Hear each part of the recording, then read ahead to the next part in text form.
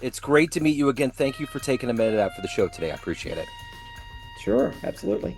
So, before we get into your world of adventure, I want to know this. 6 years ago, this pandemic changed so much for all of us. How how did it change you? How did living through that time period change the way that you approach life? Was it a big shift for you?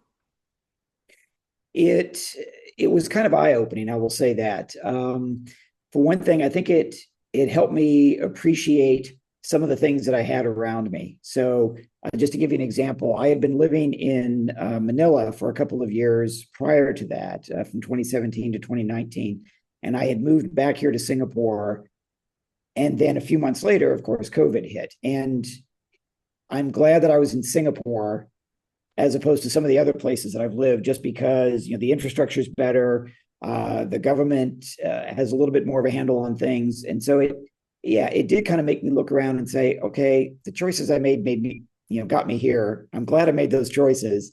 Let's try and make some more good choices going forward. And so it was useful, I guess, in that regard. It was challenging, well, for a lot of reasons, of course, but it was challenging because at the time I had my own business where I was doing executive coaching and leadership training. So I was teaching a lot of workshops, and suddenly I wasn't. And travel shut down, and it was a while before people started doing stuff online. They just kind of kept waiting for this to pass, and so that led me to go back ultimately into the corporate world for about another 5 years. Just to have something to do. And but again, I think it was interesting because I had been having a pretty good run for about 6 years with that business, and then to suddenly face a challenge like that, again, was very eye-opening, and it gave me a sense of what I could do and what I could control, and also what I couldn't. So, what did it do for your sense of adventure? Were there mountains? Were there regions? Were there things that you wanted to do? Did it up your level of mortality and the time we have on this planet? Did any of that get altered? I think some of that had really been there already, and I think in part I really grew to appreciate my running experiences a lot more because suddenly I didn't have them. I mean, I could go out and run, and that was great, and my fitness was probably better than it is today, but I wasn't traveling for marathons, and it did, I think, heighten that sense of adventure, which had always been there, but it really got kind of rebooted. So again, in 2019, I had set a new goal. I wanted to run the Everest Marathon, which, as the name implies, is well, it's on Mount Everest. Um, and I had registered for that in 2020. And then, of course, everything happened and Nepal shut down, and you couldn't go and do things like that. And so it took me until 2024 to actually get that done. But I was on a kind of an upswing in terms of that sense of adventure because I really wanted to go, and now it had been denied me, so I wanted it even more. Yeah. And it really kind of reignited some of that adventure flame, I think. Yeah. So again, looking back at the pandemic, a bad time, but I looked for the silver lining, I guess, Yeah. and found what I could. Yeah. So let's get into the work that you're doing right now. I'm going to put you in front of 13-year-olds. You're at career day, and one of the kids wants you to synthesize your day job, what you do, to make sense to them.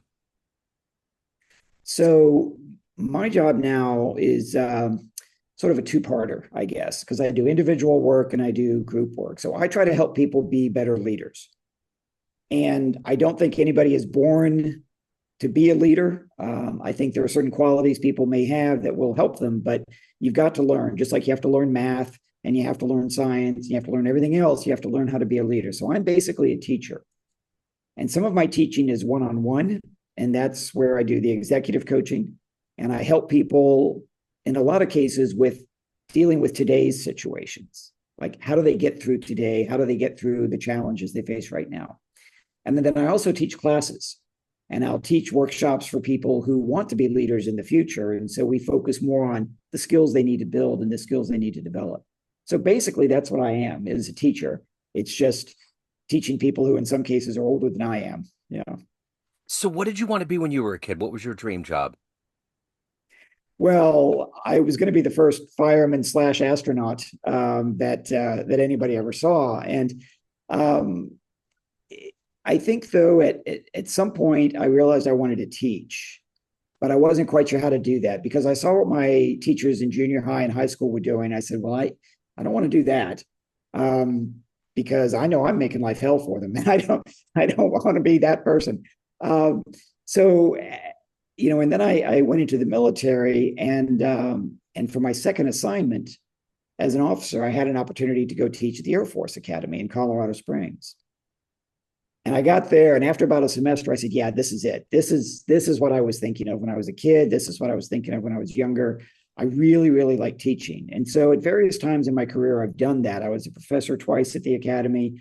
When I retired from the Air Force, I taught at Georgetown University there in Washington D.C. And then I came to Singapore, and the universities here said, "Yeah, we don't really want you to teach here." But I found other jobs that allow me to teach, and like I said, either help people one on one or help people in a group, and it's just so rewarding. So I'm really glad that I finally fell into it. So where were you born and raised? So born a little bit south of you, I think. I was born in Arkansas, Okay. down in Blytheville, Arkansas. As far as where I was raised, it was kind of all over because my dad was in the military, and so it was a mix of the Midwest and California and in the very far north. We were in North Dakota for a few years, and then after I went to the University of Virginia and graduated and went on into the Air Force myself. So I've been bouncing around really for the last 60 years. I mean, the time that I've been living here in Singapore is the longest I've spent anywhere, Wow. which is kind of weird. Yeah. Yeah, that's wild. So take me back to your roots. What was it about your life early on that made your DNA be a teacher, an adventurer, a runner, all of these things that have become who you are, and a nomad, so to speak? How did this happen? Yeah. Well, a lot of it really didn't seem to be there when I was a kid. I mean, for example, being a runner, I only started running when I was 42. That's the age when a lot of people stop. And I just finally got going. I think what did it for me, though, I think what sparked all of this interest in different things, whether it was the adventure or the teaching, I think it was the people who were around me, the role models and the adults that I saw, especially my teachers, because I had some amazing teachers. And oh my goodness, it's been 42 years since high school, but I would still go back and sit in Mrs. Wolford's English class today if they would let me. And in college, Professor Ken Elzinga there at the University of Virginia, I said, man, if I'm ever a professor, that's the guy I want to be. And yeah, it was examples like that. And something else too, and I don't think we see as much of it these days. Um, but when I was a kid, we had three TV channels, well, plus PBS, I guess. So you had National Geographic and you had Wild Kingdom and you had some of these sort of adventurous nature shows that you watched because there wasn't anything else on Sunday night at 6 o'clock until Disney came on. And and I looked at all that stuff and I thought, well, that looks really cool. And I will tell you, man, when I got to the Everest Base Camp, when I came over that ridge 2 years ago and saw the camp laid out in front of me, and I thought, man, this was in a National Geographic special that I watched when I was 8 years old, and I'm here. I mean, that's an incredible feeling. It's just absolutely amazing. So I think there were a lot of influences, certainly from the people around me and the experiences that they were having, but also some of the media which we all experienced, as opposed to now where it's all kind of divided up and you get your little bits and pieces where you find them. Um, I mean, we would come to school and talk about what we saw on National Geographic the night before, Yeah. and I think that kind of buried itself in my head. And when I had the opportunity later, it just exploded out. So the other day, so I made a playlist and I usually I bike, so I usually play it when I'm biking. I used to be a runner, but I got shin splints, so I needed something a Mm. little bit smoother on my bones. So we get in the car, and all of a sudden, the National Geographic theme song comes up. My wife looks at me like, what is this? And I said, I love this song. Like when I was a kid, when I heard that da da da da, like it was just like it was like the opening to ABC Wide World of Sports. It was that opening 5 seconds that completely threw you back to adrenaline and I Yeah. can do anything on this planet, right? Right. So anyway, Right. It's funny you mentioned that because yeah, I actually have the National Geographic theme in my running playlist I love for it. Yes. exactly that reason. Because it's one of those things where it's like it's only a minute and a half long, but when I'm in the middle of doing it, all of a sudden it's like I just perk up. I'm like, all right, I'm climbing the mountain. I'm going. I'm in. So Yeah, it's cool. Very yeah, cool. yeah. Um, so what was the first adventure that you went on where you were like, I can't believe it. I'm doing it, kind of that National Geographic moment, because you've done a lot of things. But what was the first time that kind of hooked you? Because I always hear that when people get a tattoo, they just keep getting them. Like it's that first Yeah. time and then you just keep going. What was the first adventure for you? I think the first one that really stands out for me that I think sparked a lot of other stuff was back in the mid 90s, back in 96. I guess I was a captain in the Air Force. And I went to Bosnia for a very short mission. I was just there on a special assignment for about a week on an advisory role. But I remember flying the C-130 in. We're in the back of the plane and flying in from Germany to Tuzla Air Base, Bosnia, and coming in. We had to kind of do this because of threats from the ground. And then we landed, and the back door popped open. The ramp comes down, and they're not shutting off the engines because they're going to get out of there pretty quickly.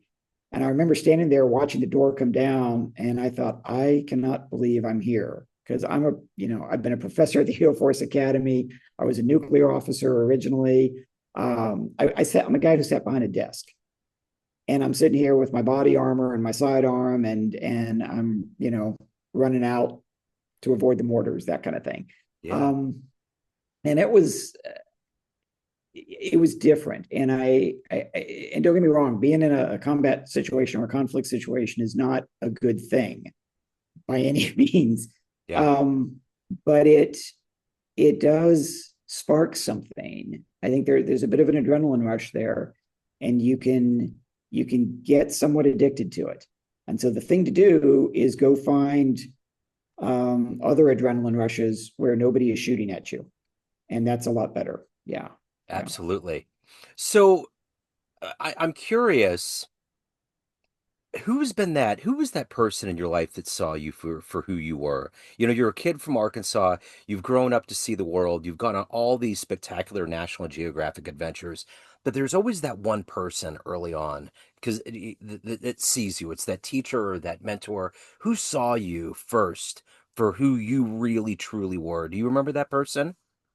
Yeah, I do. And it's the lady I mentioned earlier, Nina Wolford was her name. And she was my senior year English teacher in there in Omaha. I went to high school, finished high school in around Omaha, Nebraska. And yeah, she treated us. It wasn't just me. I mean, there were this was like the advanced placement class, and she treated us like adults. She treated us like college students. We talked about a lot more stuff than just English literature in that class, and she was the one who I think gave me the opportunity to really um, speak out and be myself, and not feel like I needed to kind of match what everybody else was doing or try to fit in, but I could just be me because she wanted to see me. And I'll never forget her for that. Yeah. So, who's been the inspirational force consistently in your life that's allowed you to navigate and move and traverse and do all of these different things between business and adventure? I would say, I think probably one of the biggest influences on me has been a friend who got me to start running. And I'd like to think that we've been influencing each other along the way, because he set goals and then I set some to match him, and then I kind of pulled ahead, and then he set some new goals to catch up with me. And um yeah, this is my friend Ethan, and I will never forget. I wanted to get into better shape, and I knew I should at least be running, at a minimum. And this is, again, I was turning 42. um but I also know myself, and I know that given the opportunity, I will find something better to do than go out and run. You know, so I'll get distracted, I'll get bored, and I'll give it up. And he said, because he had just run his first marathon, he had run the Marine Corps Marathon there in Washington D.C., where we were living, and he said, "Why don't you do this?" He said, "Why don't you sign up to run the marathon with me? here in 2008 and tell everybody you're going to do it. And so that helped a lot because, first of all, setting the goal really helped. I needed to have a goal. I'm a Uh-huh. very goal oriented person. I got to have something I'm aiming for. I knew that he had done it. And I kind of thought, well, if short little Ethan can do this, I suppose I can too. But he trained with me and he got me ready and over those next few months and we did it. Um, so having that goal mattered a lot. Telling everybody I was going to do it created that accountability Yep. so I couldn't back out. And that sentence that he said to me just absolutely changed my life Yeah. because all the other cool stuff that has happened after that, happened because I told people I'm going to go run this marathon. So over the years, he and I have run a number of races together. We last ran together in Tokyo 3 years ago. We're going to see each other in Sydney, Australia here at the end of August and run. Um, but yeah, I set this goal of running the Grand Slam, and then I was going to run all the Abbott World Marathon Majors. Well, then he was going to run all the majors, and now he's running all 50 states because he still lives in the U.S. And I'm like, well, okay, but I'm going to run my 50th marathon this year. He's like, well, so am I. So Yeah. we're we've been pushing each other along for the last 18 years, and yeah, he's just a huge influence in my life, even though he lives 10,000 miles away. That's Yeah. wonderful. So I want to switch a little bit to business here. Our Yeah. you're helping leaders, executives in the boardroom operate in a better way, but as human beings early on, we get these ideas of leadership, whether it's a presidential address after a tragedy or there's some other figurehead that we see. Like I remember we're probably in the same ballpark with age. I remember when Reagan gave the speech after the Challenger explosion and how Yeah. eloquent it was and how much it stuck with us. Irregardless of political lines, just the way that he communicated to comfort everybody. Do you remember what your earliest memories of leadership were that kind of set the path for you to want to help leaders and to become a leader yourself? Um, I do, and it actually, the one that stands out to me is another president, the president before that, Jimmy Carter, because I remember watching him on TV when the Iranian rescue attempt failed. Yeah. And I was a kid, I don't know, what was I, 12, 13, something. And I'm watching him there, and I thought, the pain this man is in right now is incredible. And he's a veteran. I mean, he was a Navy veteran. He understands military. The pain he's feeling right now is incredible, and he is getting up in front of millions and millions and millions of people and taking responsibility for this failure. And it wasn't until many years later that I, as a professor, dug down deep into that operation and learned more about it. But at the time, it struck me that here's a man who is having the worst moment, certainly of his life, knowing that other people have had the worst moment of theirs, and he's standing up and saying, "I got this. This is on me." Yeah. Yeah, I thought that was pretty solid. Yeah. Yeah, I agree. yeah. So, if you could meet one person alive on the planet right now, whether it's a business mind or an adventurous sword, an inspirational human, who'd you love to have a lunch with and talk to? Wow, yeah, that's a great question. There's so many, Round and table, round table it then. yeah, well, um, I, I'll tell you, whoever's at that table, one of them has got to be a Sherpa from Nepal. Um, because when I was up there a couple of years ago, just what I saw those people do just puts everybody else on the planet to shame, I think. Just the hard work and the dedication, and the teaching of the younger generation that's coming up behind them to continue these traditions and continue doing what they do so well. That's somebody I'd like to have there. I'd like to learn more about how they develop that next generation of Sherpas, because what I see those folks doing is just incredible. Um, yeah, go ahead.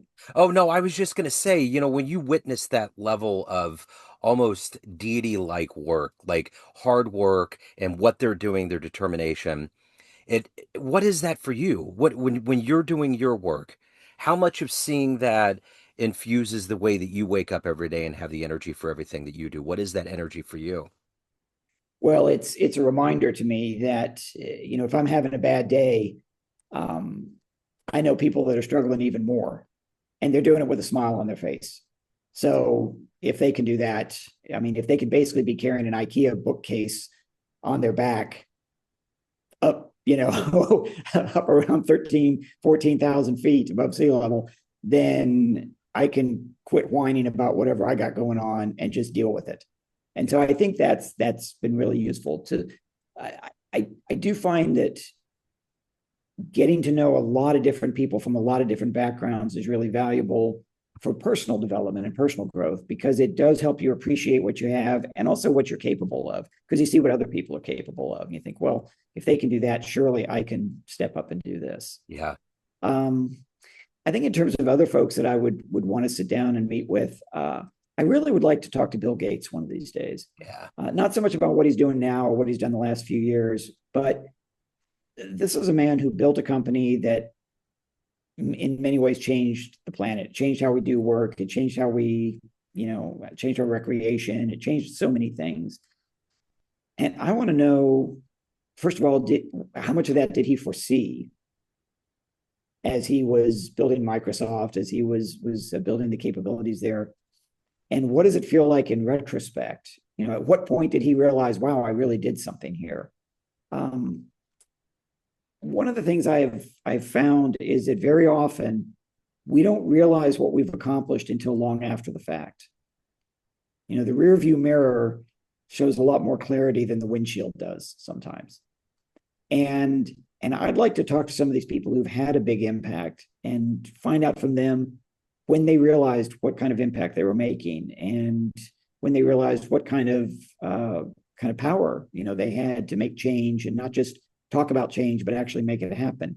um, yeah, I'd like to learn more about their lessons, because maybe it'll help my future a little bit and the future of other people that I'm teaching. I just read his biography, and uh, because I'm an IT guy by day, so I've always been interested in that world. And in the very beginning, he played cards with his grandmother, and his grandmother was like a card shark.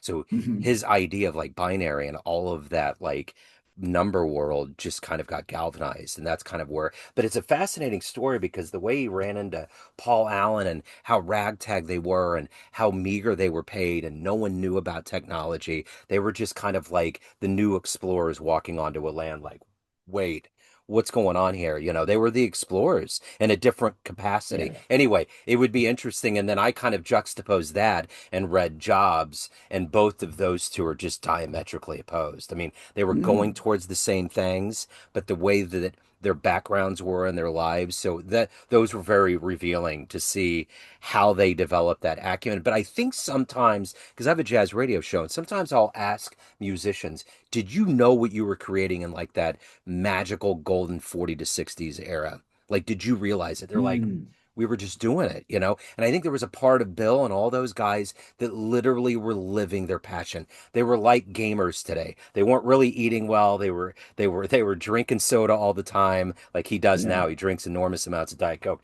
And they were reading and ingesting all this knowledge, and they were just on a different planet. And I don't know that their Yeah. brains slowed down enough for them to be like, huh, I mean, yeah, maybe in the afterglow, but I don't know. Those are interesting questions because they've absolutely changed every fabric of the world that we live in Yeah. now, you Yeah. know. Well, and you and you talk about that, someone just doing their passion and maybe not realizing. I guess another person I'd want to have at that table is George Lucas, Oh yeah. because when he was, filming Star Wars there in the mid '70s, I mean, he's making a space opera, he's making a movie. Did he have any idea? He couldn't have. He couldn't have had any idea of what he was about to unleash on the world. But No. we got a new movie out now, Yeah. and this thing is still going strong. And my goodness, that was 50 years ago. So yeah, that would And be a the good one. it would be a good one. And the interesting thing is all of his ideas came from Joseph Campbell. And I don't know if you've read much of him, but Joseph Mm. Campbell is one of the most fascinating humans that's ever walked this earth. He got all of those ideas of myth and mythology and how we as humans carry along these stories. And that's where it all came from. Mm. So yeah. But and I didn't realize that until I of all things, I listened to a biography on Kramer, Michael Richards, and he Hmm. went and listened to Joseph Campbell speak when he was living in LA, and he was like, it changed my whole life. It was Yeah. completely revelatory. So I'm like, let me dig into Joseph Campbell, and Bill Moyers from PBS interviewed him for like 6 hours, and it was all in there. And you're just like, the amount of knowledge that he has and the amount of like grounded grace and humility is just unbelievable in one person. Mm. So anyway, and that was what George was totally like mystified by when he was coming up with the idea of Star Wars. So it's interesting how we're all standing on the shoulders of giants, Yeah.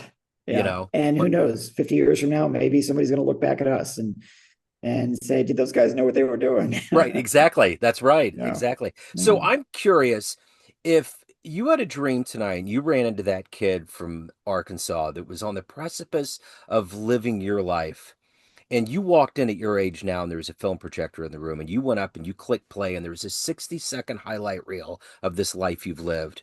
Would that young version of you believe that your life turned out this way?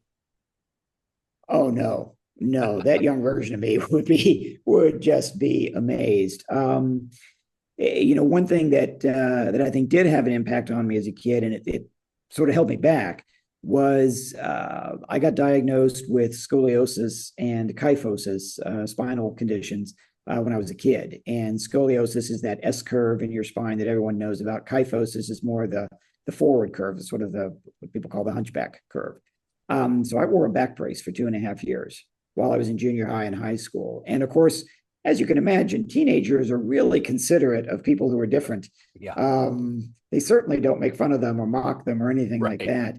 But I had a couple of years there where I was basically told you can't do anything, Wow. and I think that hurt my self confidence quite a bit. So if that kid sitting there with his little back brace on was watching that 60-second film, he would be convinced this was fiction, that there's no way anything like that happened. Um, so, and I do think that perhaps part of what I am doing now is a response to all of that. Looking back at that point in my life when things were not going so great and saying, well, let's just continue to show myself how far I've come from that. And it's been over 40 years, so maybe it's okay to stop doing that. Right. But You have permission. So when you look at that highlight reel, what are you the proudest of? What are you the happiest about? I think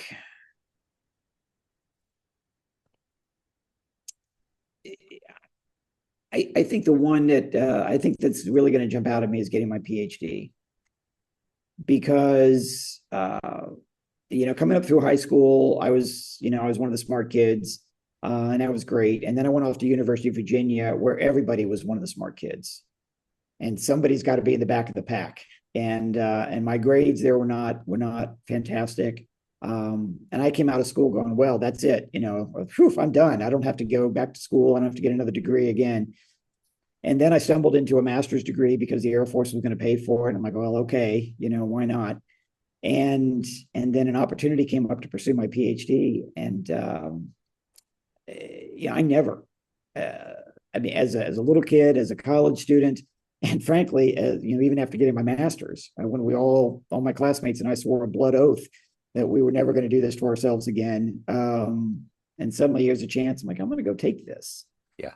And I think that's the thing that underneath all of this is going to make me the proudest, is not just the individual accomplishments, but the fact that I'm willing to go ahead and take a shot at something. Just, yeah, why not? Let's do this. And I've had a lot of fun and a lot of really kind of life altering adventures, especially in the last 20 years. And it's all because I've just said, well, why not? Yeah. And I think learning to do that, and it really started, I think, with the PhD, but learning to do that has just made all the difference, in my life since then. Yeah. So speaking of the windshield and the rearview mirror, everyone has a perspective or has an idea of who they think you are. Family, friends, everybody in business, everybody in the adventure running world. But you run the show. What's your perception of you? Who do you think you are? I think I think I am a guy who is going to take whatever opportunities come along and make myself ready for as many opportunities as come along. So my running friends see that play out as a runner. My business friends see that play out with me starting my own business. My military friends saw that even during my military career with me taking the unusual assignments where everybody said, "Oh, you'll never get promoted if you do that." I'm like, I don't care. Yeah. This is something I can do, and I'll be good at it, and I can contribute a lot. And then I got promoted anyway, as it turned out. So, haha. But yeah, I think I think of myself as somebody who sets myself up for as many opportunities as possible and isn't afraid to take them. And then everybody around me sees different pieces of that. You're right.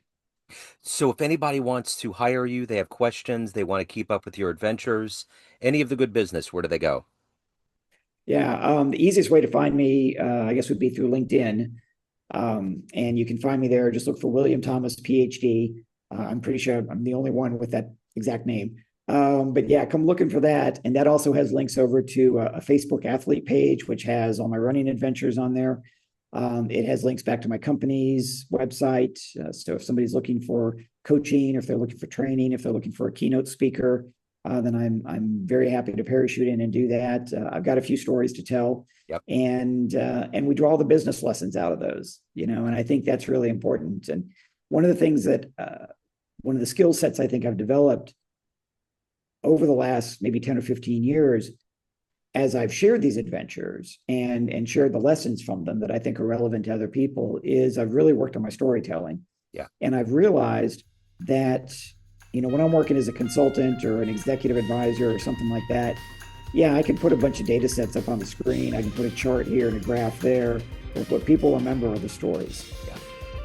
And so I appreciate any opportunity to go and share some of these tales and then hear the stories of others in the room, because I obviously learn a lot from that as well. Absolutely. Yeah, come find me through LinkedIn. That's probably the fastest way to do it. And I'll make it easy. I'll put it in the show notes. William, this has been Okay. wonderful. Thank you, sir. Thank you for your story. Thank you for your time. Best of luck with everything. I appreciate it. Thanks so much. It's been a lot of fun. I appreciate the chance Yeah. to chat. Absolutely.